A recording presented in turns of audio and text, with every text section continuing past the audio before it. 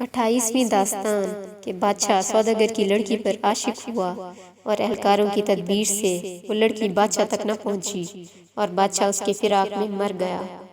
جب آفتاب چھپا اور ماہتاب نکلا، خجستہ شرمندوں کی سی صورت بنائے ہوئے طوطے کے پاس گئی اور کہنے لگی، اے محرم راس، تیرے میں واری، عقل مندوں نے کہا ہے کہ جسے شرم نہیں ہوتی وہ کسی قوم میں حرمت نہیں رکھتی، اور وہ عورت مستوراتوں میں بد ہے۔ اب بھی چاہتی ہوں کہ صبر کروں اور اپنے گھر میں بیٹھ رہوں، کسی غیر مرد سے آشنائی نہ کروں اور نہ کسی کے گھر جاؤں۔ گھر سے نکلوں غیر کی میں جستجو کے واسطے، لوگ جی دیتے ہیں اپنی آبرو کے واسطے۔